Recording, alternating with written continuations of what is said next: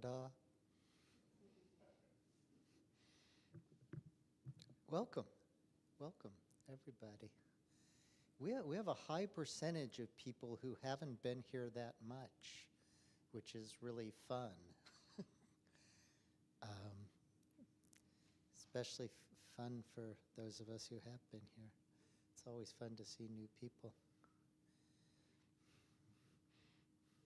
And it's always fun to see friends.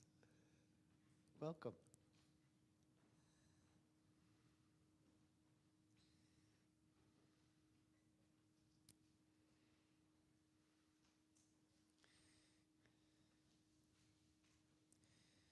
Come on in. Plenty of seats. So this is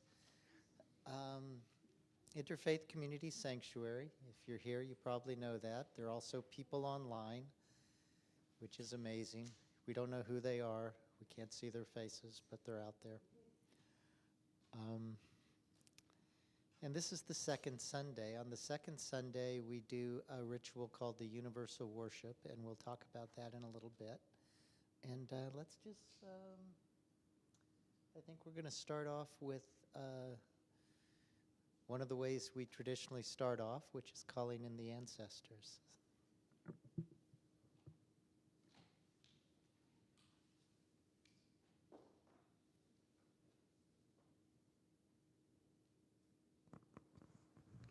Welcome, everybody. At this time, we call in our ancestors. And when we say ancestors, everyone naturally thinks, and correctly so, that we're talking about, the people in our past life, particularly family and so forth. Our mothers, our fathers, our grandmothers, our grandfathers, our great Aunt Sophie, all of them. But we also, I think, at least here, we call on the ancestors as those who have influenced us, those who have brought us to where we are today. So we also call in our past teachers, priests or ministers, religious leaders and so forth, who have in some way inspired us to be where we are now. So we call them in and we welcome them to partake with us in the next few hours. Also at this time, we remind ourselves that the land we are standing on is the land of the Duwamish people who are still here. They're part of the Coast Salish tribes. And they have, to this day, not been recognized as a legal tribe by the U.S. government. And they're working on that. People who are interested can look up the Duwamish online and find out more about that. I want to thank you all for being here. Keep mindful that you basically have an entire population behind you. Thank you.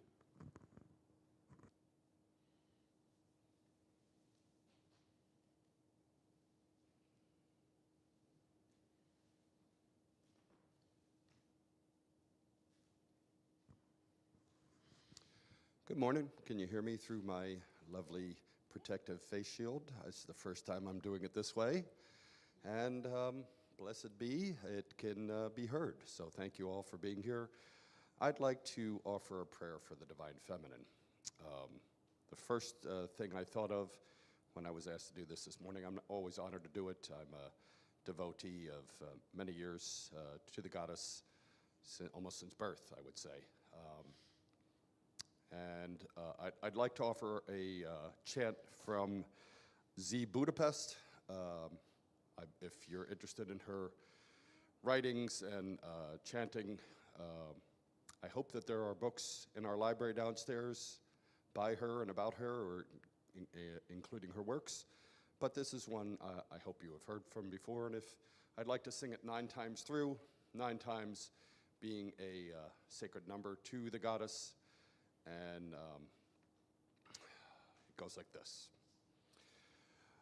We all come from the goddess, and to her we shall return like a drop of rain flowing to the ocean. We all come from the goddess, and to her we shall return like a drop of rain flowing to the ocean. We all come from the goddess, and to her we shall return like a drop of rain flowing to the ocean. We all come from the goddess, and to her we shall return like a drop of rain flowing to the ocean. We all come from the goddess, and to her we shall return like a drop of rain flowing to the ocean. We all come from the goddess, and to her we shall return like a drop of rain flowing to the ocean. We all come from the goddess, and to her we shall return like a drop of rain flowing to the ocean. We all come from the goddess, and to her we shall return like a drop of rain flowing to the ocean. Blessed be. Welcome. Well, that was fun. What's now? Upcoming gatherings. Things are happening here all the time. Lots of, hey, welcome.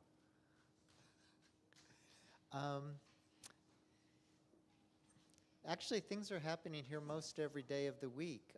We're here today, all of us here, and tomorrow's Monday. There's a Mevlevi Sufi gathering here in the evening. Everybody is welcome to that. There's, what else do we have? Somebody help me out. What else goes on here?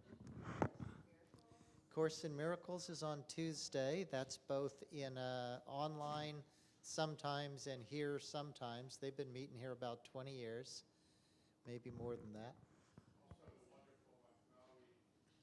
There's Mathnawi classes online. You can find information about that on our website. The Mathnawi is the major work of Jalaluddin Rumi, the famous Sufi teacher and poet. And that's a ongoing discussion group that, again, everyone is welcome to. You can dive into it at any time. There's information on the website. Thursday night, wow, George isn't here. Huh. Usually is. George is our friend who does a sitting meditation, leads a sitting meditation here on Thursday nights. Friday we have online Islamic congregational prayer. Saturday there is the Meister Eckhart meet? The Meister Eckhart class meets the second Saturday of every month. It was yesterday. So next month, in July, it'll be the second Saturday of July. And basically what we do is we take one of Meister Eckhart's sermons and we read it, ahead of time. And the sermons aren't long, I mean, if you get one that's 10 pages long, you've got a long one. And then we just get together and discuss it. And it's a lot of fun. We had a great time yesterday. The discussions are usually pretty lively. We meet both in person here and on Zoom. So, if you're interested, please attend. George generally sends out ahead of time an announcement of when it's going to be, the Zoom link, and what we're going to be reading. And the Sisiwas Medicine Circle. that our friend Siswinkle leads is also on, oh, I forget if it's Tuesday or Wednesday now. Is it Tuesday? Okay, it's on Tuesday. That also, similarly to the Course in Miracles, has a virtual live alternation that I can't quite remember what it is this week, but again, that information is on the website. Also, for the people online on the website, you will find very easy ways to donate to this place, which is a lovely thing to do, keeps the building standing, and pays. We operate really on a shoestring for a house of worship, but it does take continual support from all of us. So you people online, visit the website. There's probably, if we're doing it right, there's a link on the live stream. If not, we're easy to find. And okay. Does anyone else have any more worldly announcements or otherworldly announcements? Okay. Michael, you yes. might want to, there are a couple of flyers up here for There's a couple of various flyers over there.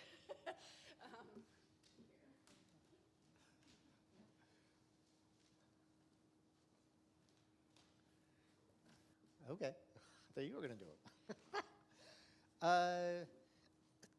Okay, June 23rd, there's we're taking part in a multi-faith community summit about healing extremism and polarization. That's probably taking place in St. Joseph's Parish, yeah.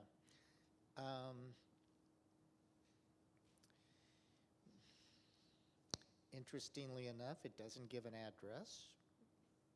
Do you remember where St. Joseph's is? It's okay. Okay, 19th and Aloha. Anyway, there's a thank you. There's a flyer for that, and I guess you can just ask around if you want the address. Also, on the 22nd, which is a Saturday, which is as part of Pride Month, there's an East Side Love and Justice Pride service at St. Andrew's Lutheran in Bellevue. I don't know if anyone here is a part of that, or, but we often have taken part in Pride services at different houses of worship. So that's another flyer. Check it out. Okay, so now we're going to start this ritual, and I want to say a few words about it first, because we have some new people here who may not have experienced it. This is sort of a ritual of prayer and blessing and invocation, where we really invoke all these different lineages of different religions and prophets and wisdom traditions. We have a number of sort of major religion candles representing major religious traditions. And then there's a white candle sort of above the others that represents basically everyone who is not on the altar, because we can't fit everyone on the altar. 8's kind of pushing it, actually. But we read a passage from each tradition around our theme. We have yearly themes, and our theme this year is making a home for the mystic heart, by which we mean how do we integrate spiritual practice and the spiritual path into our lives? How do we take these things that sound very otherworldly in some ways and plant them in the middle of our lives in a way that's natural and that feeds us, and that naturally leads us to greater and greater openness and realization and relaxation and coming into our full humanity. because it is a natural process. You know, we're meant to awaken. It's in our bones. And this month in particular, we're talking about the ideal, transformation through our ideals, and how that works. So we're going to talk about that today, and we're going to read some scripture. But I want to read one of the passages now, which is the passage for truth, which is on the back of this. And by truth, again, this is the candle that represents everybody. It's everybody who's not on the altar. Everybody who is on the altar is there too. It's the all-inclusive candle. And we often have we often represent this by a quote from the Sufi teacher Hazrat Inayat Khan, who actually developed this particular ritual over 100 years ago. So this says, "Shatter your ideals on the rock of truth. Let your virtues dissolve in the sea of purity. Make your doctrines fuel for the higher intelligence." So these are three ways of saying the same thing, in a sense, which is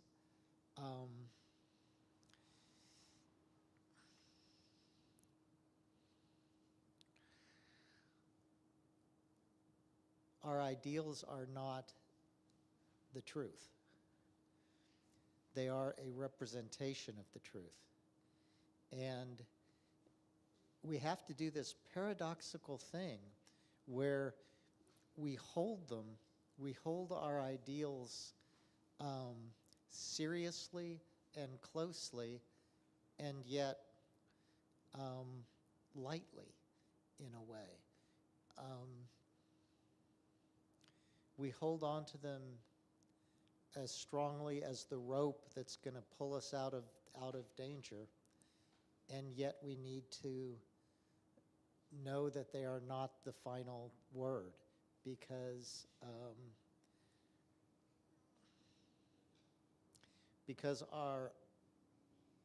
they're reflections of our understanding, and our understanding is never going to encompass reality. And so anyway, that's kind of what we're going to talk about. So let's get started and do this in a ritual way.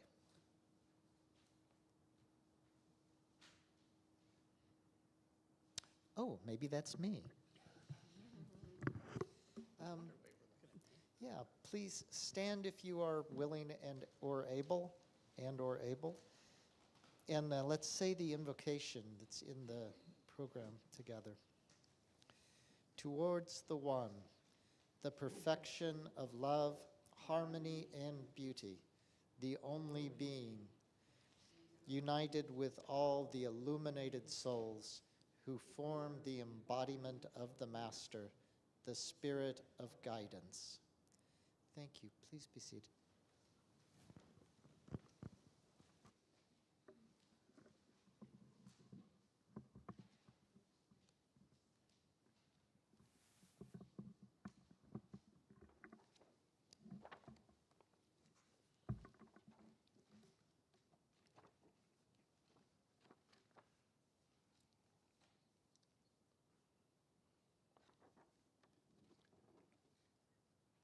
To the glory of the omnipresent God, we kindle this light, symbolically representing the spirit of Hinduism.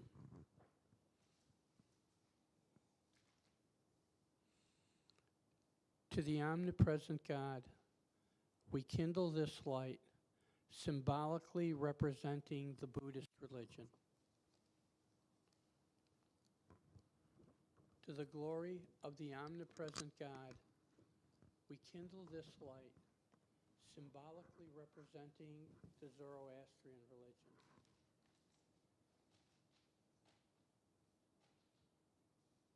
To the glory of the omnipresent God, we kindle this light, symbolically representing the Taoist religion.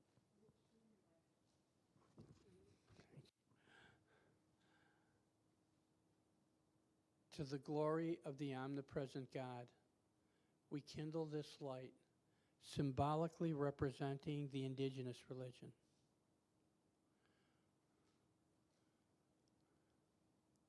To the glory of the omnipresent God, we kindle this light, symbolically representing the Jewish religion.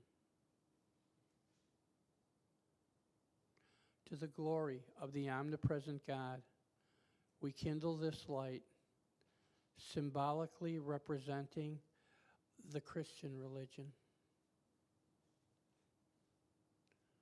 To the glory of the omnipresent God, we kindle this light, symbolically representing the religion of Islam.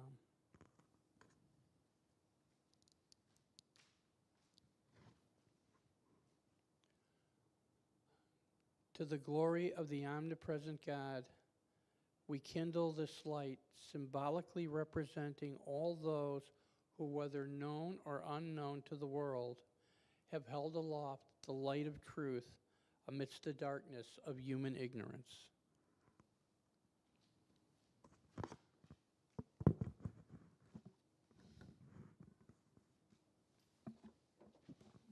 So let's stand again, if you like, and let's say the first prayer together. Praise be to thee, most supreme God, omnipotent, omnipresent, all-pervading, the only being. Take us in thy parental arms, raise us from the denseness of the earth. Thy beauty do we worship, to thee do we give willing surrender. Most merciful and compassionate God, the idealized Lord of the whole humanity, thee only do we worship, and towards thee alone do we aspire. Open our hearts towards thy beauty, illuminate our souls with divine light. O thou, the perfection of love, harmony, and beauty, all-powerful creator, sustainer, judge and forgiver of our shortcomings, Lord God of the east and of the west, of the worlds above and below, and of the seen and unseen beings, pour upon us thy love and thy light. Give sustenance to our bodies, hearts, and souls. Use us for the purpose that thy wisdom chooses, and guide us on the path of thine own goodness.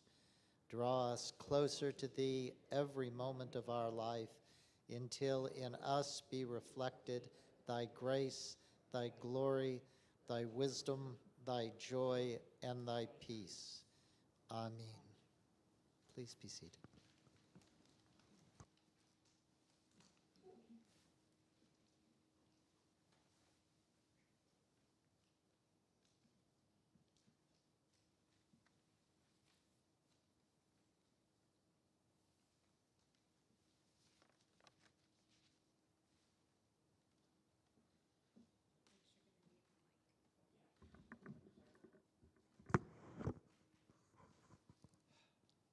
Thank you.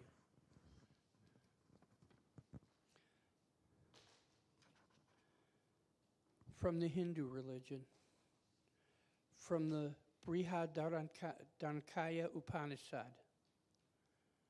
that self is indeed Brahman, consisting of knowledge, mind, life, sight, hearing, earth, water, wind, ether, light and no light, desire and no desire, anger and no anger, right or wrong, and all things.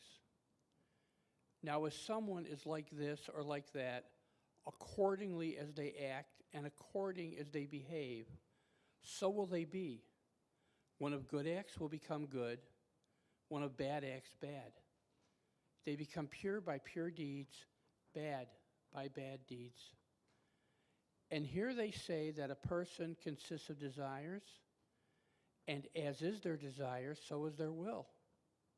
And as is their will, so is their deed.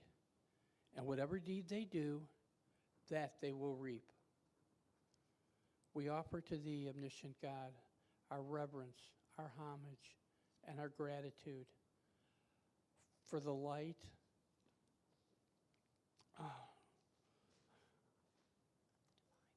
thank you, of the divine wisdom.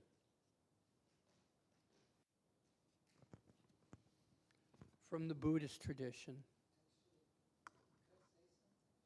Oh, do you want to? Okay, yeah, sure. No, I don't mind.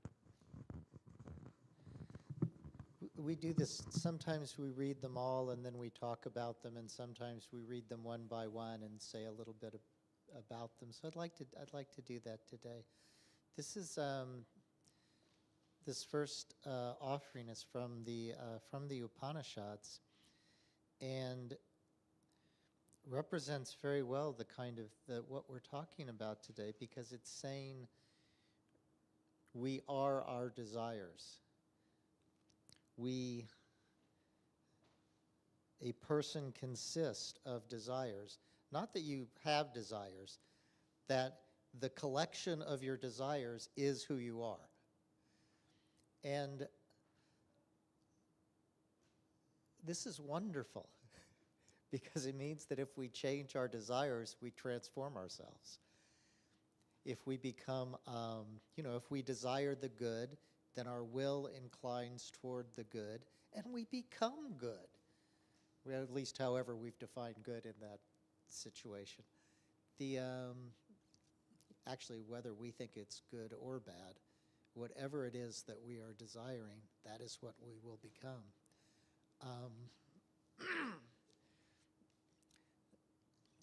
The whole question of whether our desires are what they ought to be, that's a whole question that requires discernment and understanding. But it's our job to figure it out. This is what the role of the ideal, the function of the ideal, is to give us an orientation in life, to give us a mirror for ourselves. Am I living up to this? Is this how I'm functioning?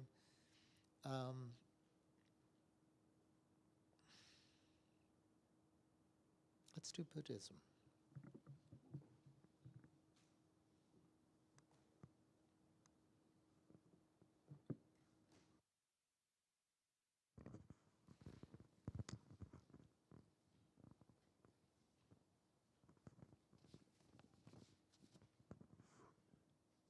From the Buddhist tradition. I am the great and glorious Heruka. My food is the life force of living beings. My seat, the three worlds and three planes of existence. I am the Guru. I am the Yidam. I am the Samantabhadra, the mighty Vajradhara. Without me, in the time before me, there was no samsara, no transcendence. Now the phenomenon of samsara and nirvana are all perfect within me, the great Heruka. The blazing fire mountain is my realm. The Viras and Dakinis are my retinue.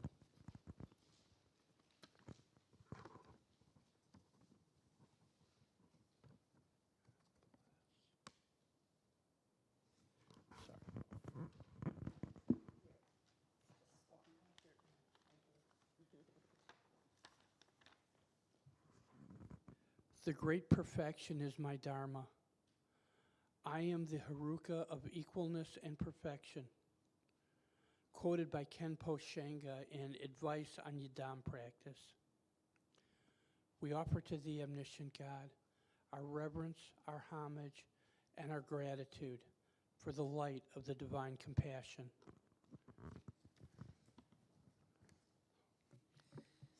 So I'm not going to talk about the content of this prayer, but this prayer is from a Yidam practice. Yidam practice is the practice of deity yoga in Tibetan Buddhism, and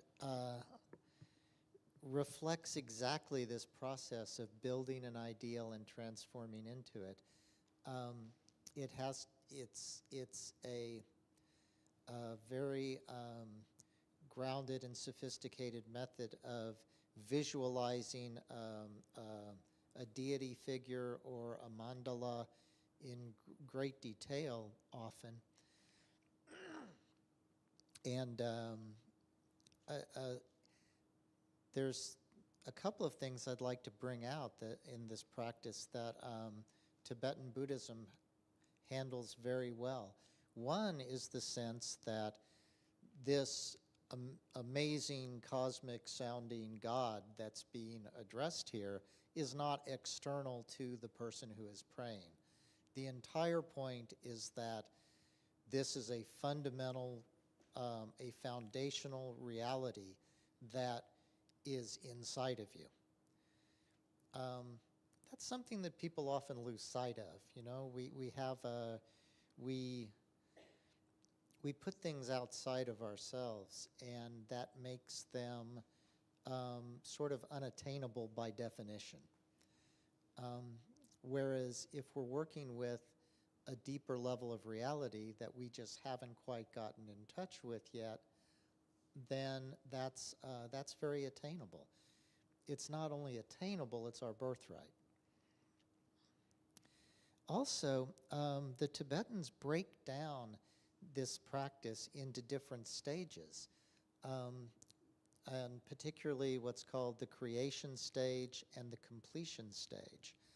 The creation stage is where you build your ideal, where you get a really clear sense of, you know, the cosmic archetype that you are going to transform into. And that you already are, as I was saying, that you are going to let be born in you. The completion stage is where, as we read before, you smash your ideal on the rock of reality. It is, the completion stage is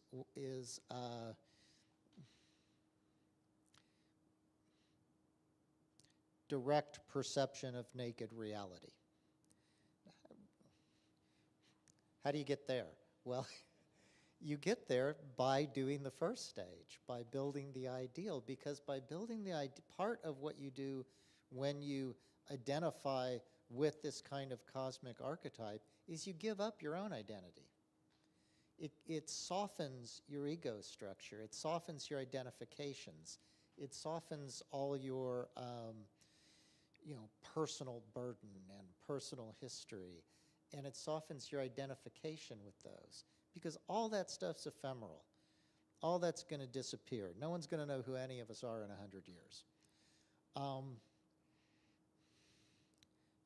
Even as we approach death, we're not even going to care about most of the things that happen in our lives. So certainly nobody else is.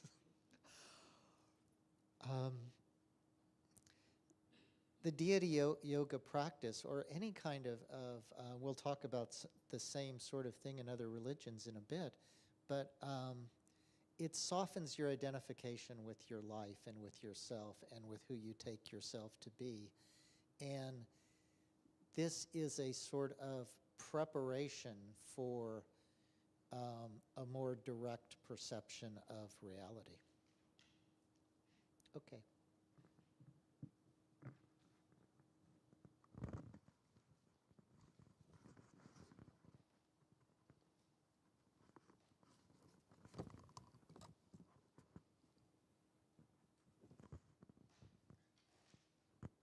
From the Zoroastrian religion, from the yasna, each person shall act in full agreement with these principles, which are the primal laws of life, and so shall the true human, Ratu, behave with the utmost circumspection and justice towards the follower of the false and the follower of the righteous, and also to those in whom falsehood and truth are exactly balanced.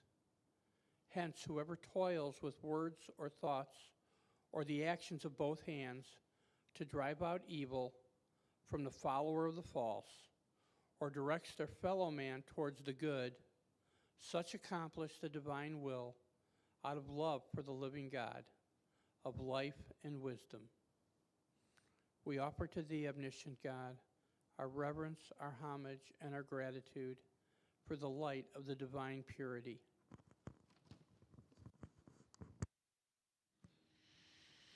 So this is from the Gathas of Zarathustra.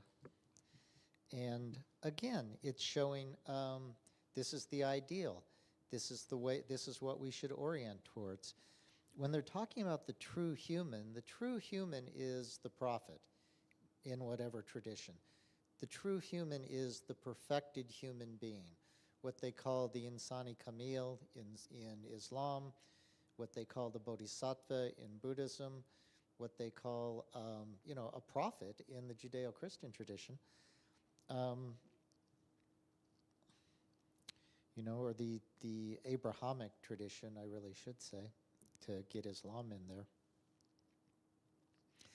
And this is lovely because somehow if you say messenger of God or prophet, it doesn't really sound like us, but true human.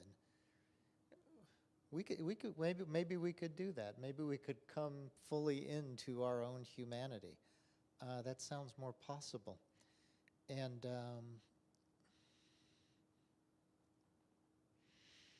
yeah, let's go on.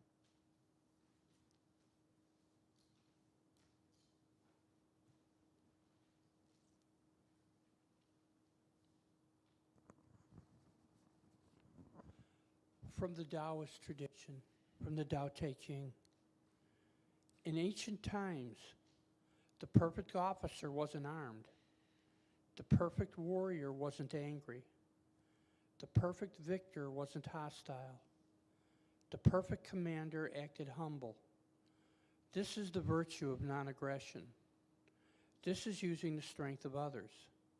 This is uniting with heaven, which was the ancient end. We offer to thee, omniscient God, our reverence, our homage, and our gratitude for the light of the divine way.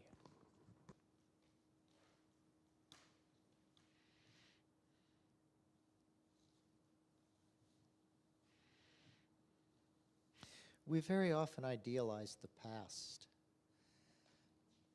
There's a couple different chapters in the Tao Te Ching where it says something like this. The ancient sages were like this, and there's always a sense that somehow things in the past were purer or more noble or more refined or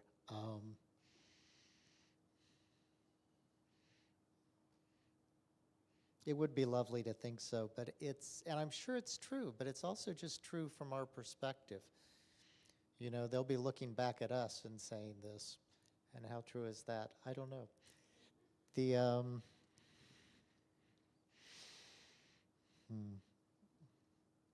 There's something paradoxical about this advice. It's saying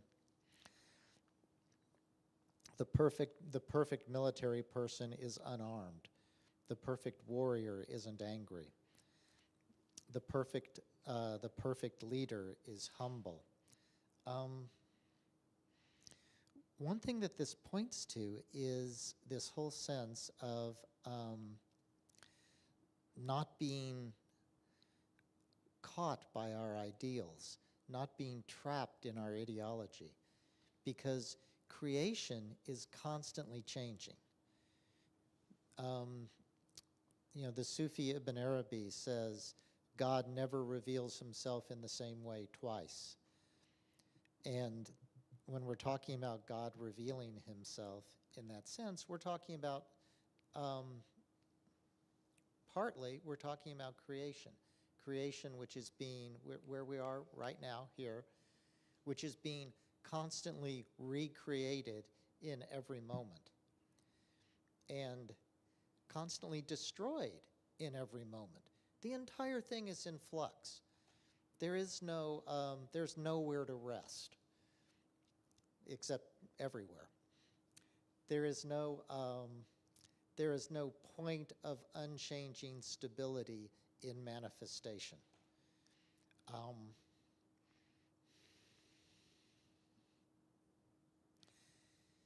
So our minds can't encompass it.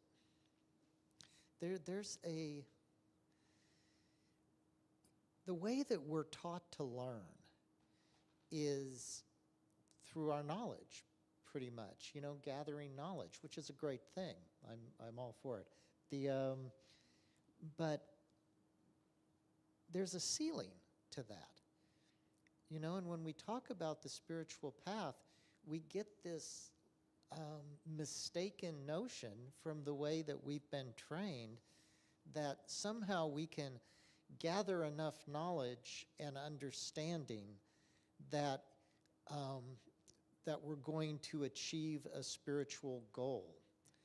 And it actually doesn't work like that. It's a completely different mode of being, or a completely different mode of perception, or a completely different mode of existence that's sort of almost, at cross purposes to the way our minds work.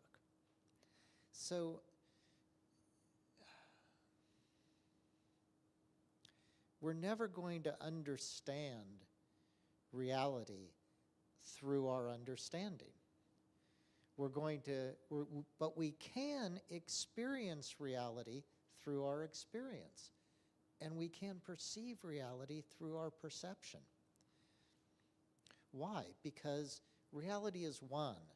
There is no place you can divide reality into two.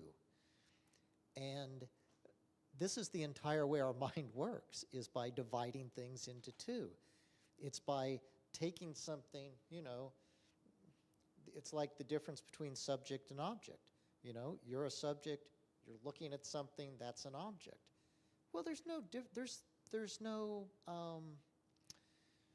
no real line between those things. So you cannot, it's the very easy way to talk about this and to see it is the limitations of language. We struggle with this all the time. If you've ever tried to have a real conversation with somebody about something, you know that that you can't perfectly define something with language. You can't perfectly communicate and find the exact thing. For one thing, if you did do it, everything would change in the next moment, because the world is constantly being recreated and refreshed.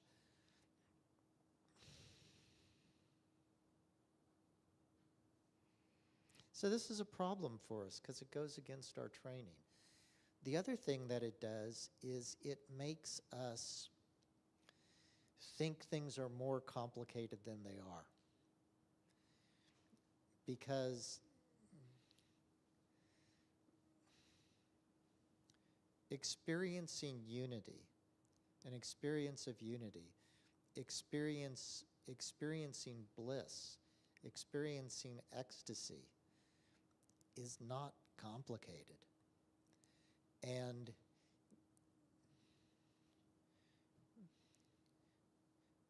you don't get there by manipulating concepts. Okay.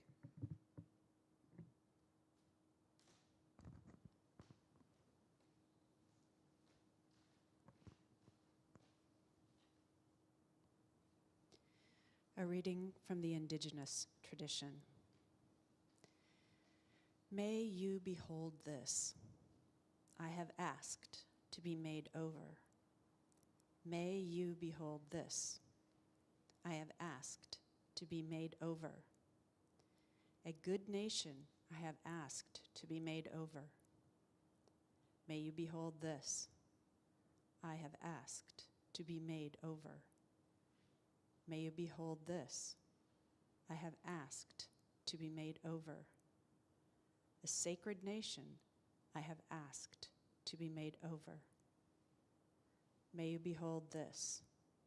I have asked to be made over. may you behold this. I have asked to be made over. Nicholas Black Elk. We offer to the omniscient God our reverence, our homage, and our gratitude for the light of the divine connection.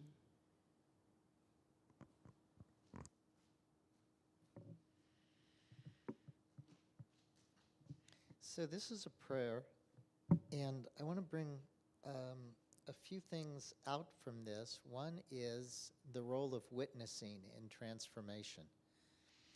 You know, this says, may you behold this. I have asked to be made over. I have asked to be transformed. Witness me, asking to be transformed. Witness my transformation. This is, you know, when you're doing a practice with an ideal, a god, a prophet, an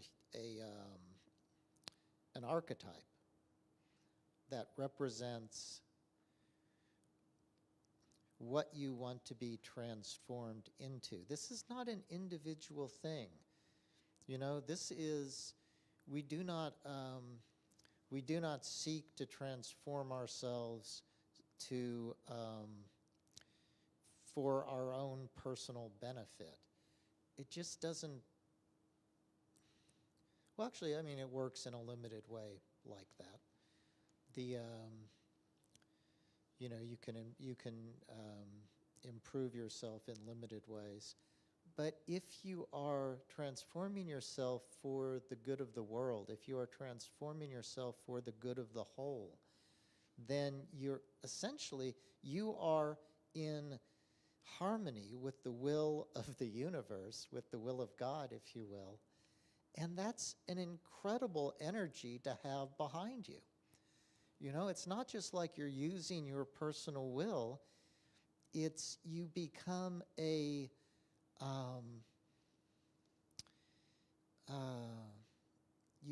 channel of divine energy. I want to say that in a way that doesn't sound so disconnected from material reality, but it's if you are in tune with the will of God, you are immensely supported, far beyond what you could individually achieve.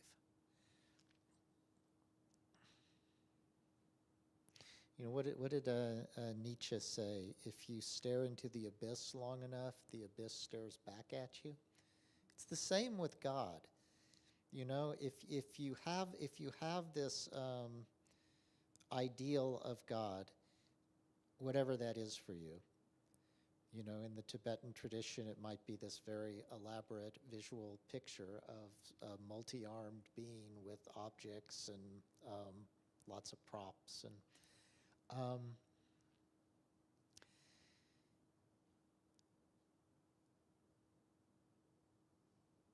if you engage with that being, if you engage with that image, if you look at that image long enough, that image will look back at you.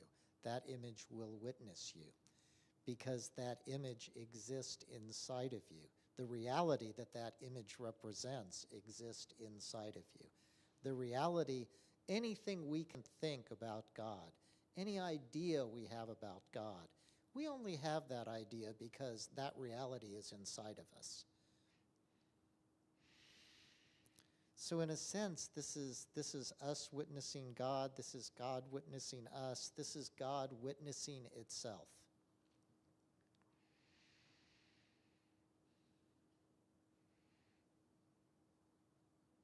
Okay.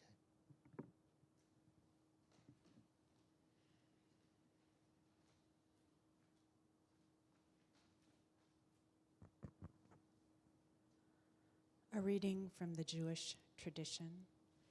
This is from Rabbi Moshe Chaim Lazato.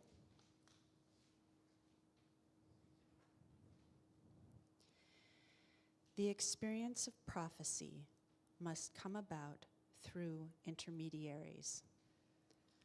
A person cannot attach themselves directly to God's glory or perceive it as one sees someone standing in front of them. The perception of God involved in true prophecy must therefore come about through God's servants, whose task it is to provide such a vision. These intermediaries then act as lenses through which one sees the glory. What a prophet actually perceives, however, is the glory itself and not something else. The way one sees it, however, depends on the particular intermediary involved, just as what one would see through a lens would depend on a particular kind of lens.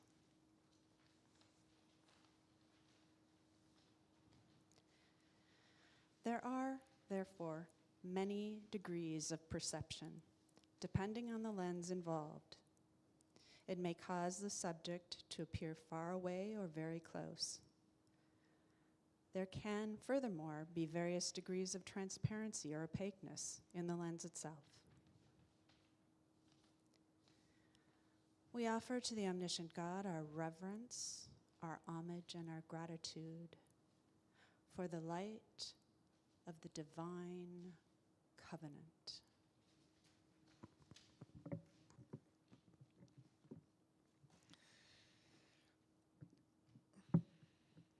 So this talks about prophecy, and I don't want to get too far into the role of the prophet and what a prophet is, but I do want to point out that and we've talked about this a lot in this community, that the role of the prophet changes with the evolution of humanity. And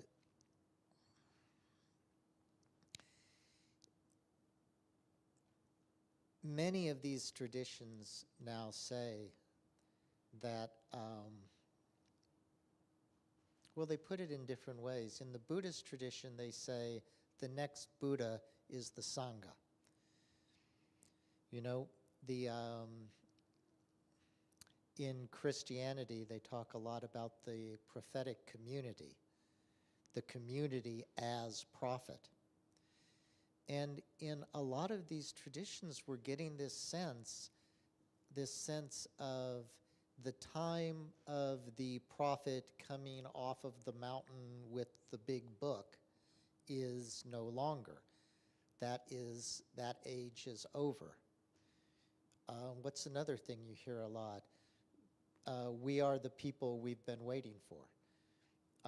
This is the age of the democratization of prophecy, if you will, where we as a community embody the prophetic voice. It comes through each and every one of us. This is different. You know, the relationship between God and humanity evolves. It is not always the same. It's changing, and we get to participate in that. It's, you know, to the extent that we desire to do so.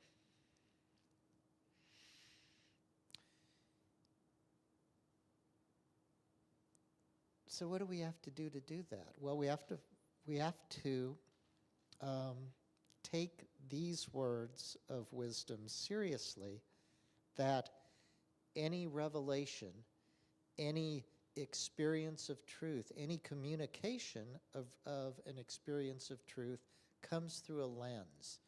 It comes through the lens of language. It comes through the lens of personality. It comes through the lens of particularity. We're always going to hear it. It's always going to be a color. It's never going to be pure light if it's being communicated through humanity. So we can't get stuck. We have to be oriented to the truth that goes beyond sectarianism and language and all that sort of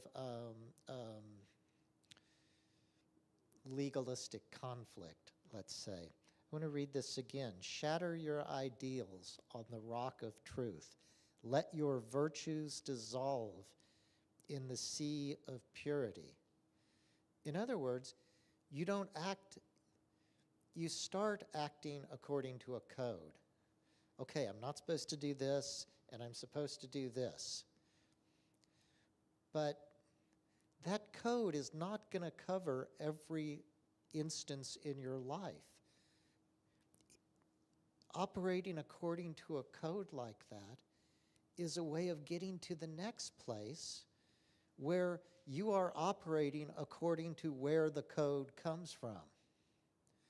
You are in touch with the source of that code of behavior, and you are operating in harmony with it. It doesn't mean you can toss out the book, because that's a really good way to get lost. But it does mean that you can approach life with a degree of spontaneity and creativity that is, honestly, that can increase your entire life, that you will never find the bottom of.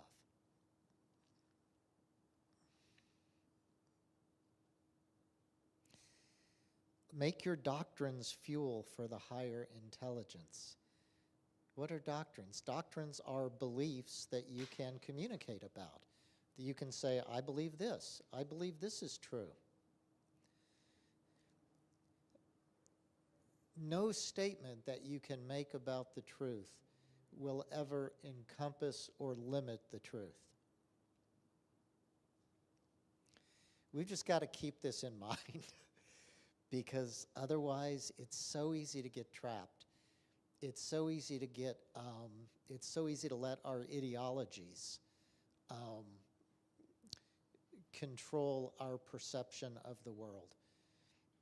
You know, our ideologies, our beliefs are a filter that limits what we can perceive. You know, everybody knows how this works on Facebook and related networking options. Our own minds work like this too. We limit our perceptions by our beliefs. And we can just hold our beliefs a little more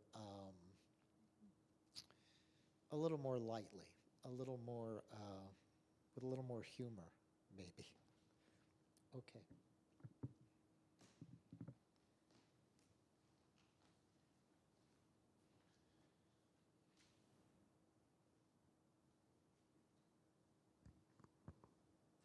A reading from the Christian tradition. This is from the book of John. Then Jesus spoke to them again, saying, I am the light of the world. He who follows me shall not walk in darkness, but have the light of life.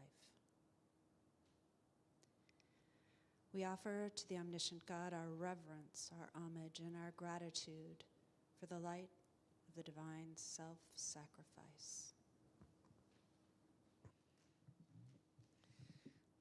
So this is an example very much like the Tibetan Buddhist practice, this sense of following in the footsteps of Jesus, taking Jesus, the Christ, as an ideal and patterning your behavior on that. This is a classic Christian practice. This is actually the first, this passage from the Gospel is quoted in the first line of the book, Imitation of Christ, which is a devotional manual in the Catholic tradition that's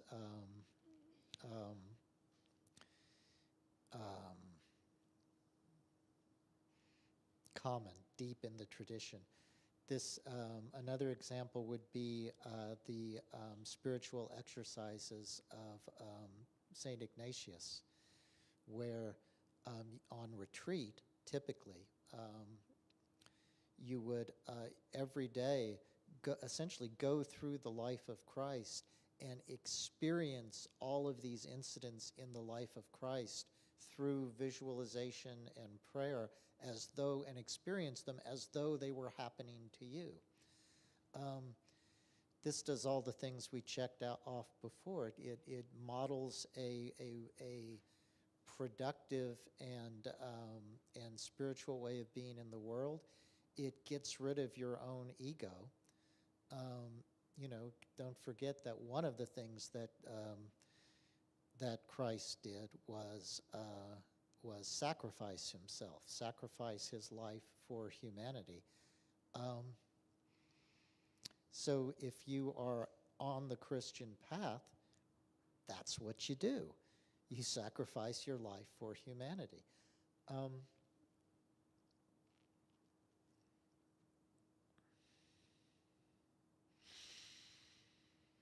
Again, it's not just following a rule book. It's finding the reality of the Christ spirit, of the Christ presence, of the mind, putting on the mind of Christ. It's not, it's not following the rules. It's getting in touch with that energy. And that energy is not outside of us. That energy is the deepest part of our hearts. Okay.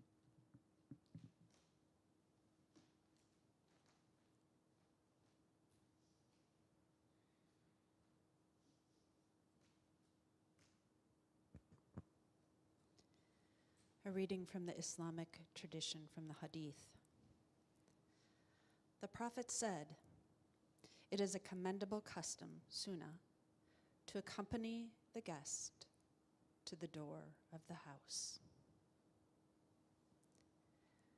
We offer to the omniscient God our reverence, our homage, and our gratitude for the light of the divine unity. So this might seem a little silly in view of like the sort of cosmic dimension of things we've been talking about. But it's an example of this holding an ideal. In the Islamic tradition, the Prophet Muhammad is seen as an example of perfection, of an example of a perfect human being. And there are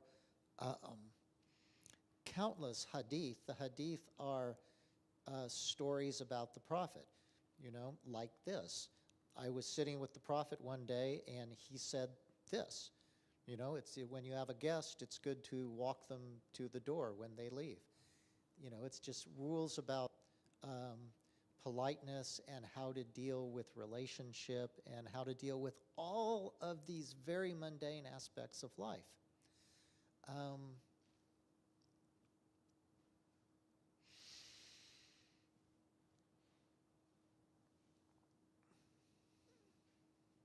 But you can't do it stupidly.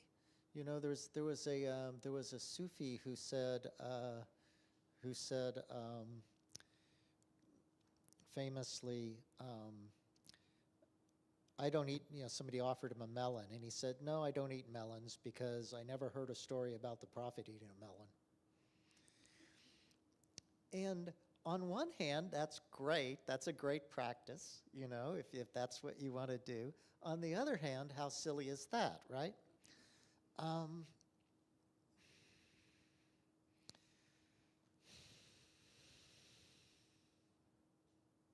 This is another example of smashing our ideals on the rock of truth. Everything is, and the Quran says this over and over again, everything in the created world is a sign. Everything in the created world is a message from God.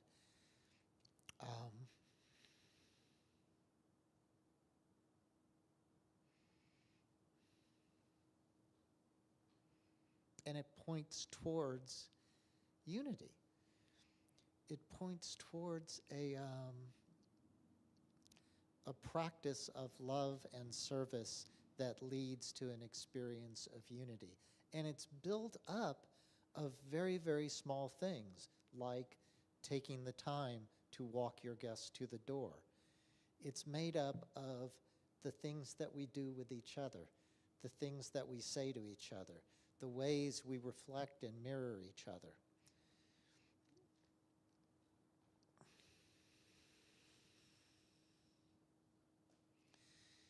We said earlier in the Hindu offering that our personhood consists of our desires. Who we are as human beings consists of our desires. If our desire is to serve humanity, if our desire is to, is just genuinely to help out in whatever way we can, then that becomes our world. That becomes the world we live in. You know, this is another popular way of saying this these days is be the change you want to see in the world. It's very practical. It's very practical. And if you do it, you will see the reality of how each of us creates the world, because you'll experience it.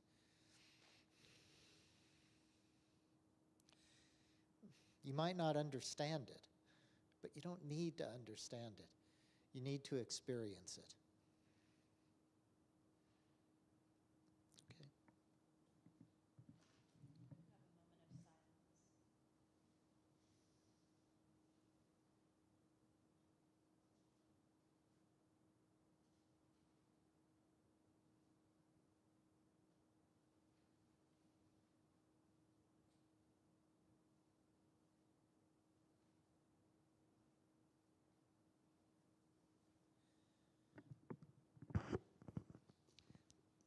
Let's rise, if you would like to, and say together the second prayer. Most gracious Lord, Master, Messiah, and Savior of humanity, we greet thee with all humility. Thou art the first cause and the last effect, the divine light and the spirit of guidance, Alpha and Omega. The light is in all forms, thy love in all beings, in a loving mother, in a kind father, in an innocent child, in a helpful friend, in an inspiring teacher. Allow us to recognize thee in all thy holy names and forms, as Sita and Ram, as Radha and Krishna, as Shiva and Shakti, as Buddha. Let us know thee as Abraham, as Solomon, as Zarathustra, as White Buffalo Calf Woman, as Moses, as Jesus, and as Mary, as Mohammed, and in many other names and forms, known and unknown to the world. We adore thy past. Thy presence deeply enlightens our being, and we look for thy blessing in the future. O Messenger, Christ, Nabi, the Rasul of God, thou whose heart constantly reaches upward, thou comest on earth with a message as a dove from above when Dharma decays, and speak the word that is put into thy mouth as the light fills the crescent moon. Let the star of the divine light shining in thy heart be reflected in the hearts of thy devotees. May the message of God reach far and wide, illuminating and making the whole humanity as one single family in the parenthood of God. Amen. Please be seated.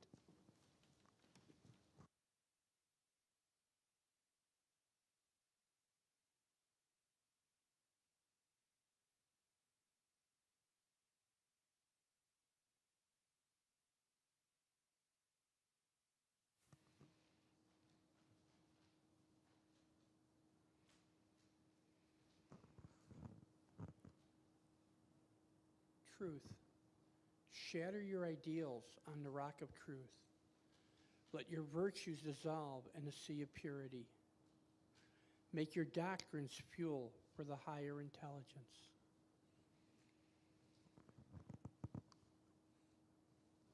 We offer to thee, omniscient God, our reverence, our homage, and our gratitude for the light of the divine truth.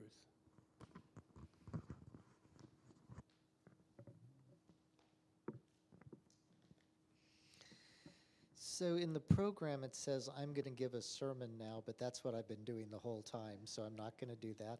So right now, we're going to say goodbye to our online people so that we can open up the space for everyone else to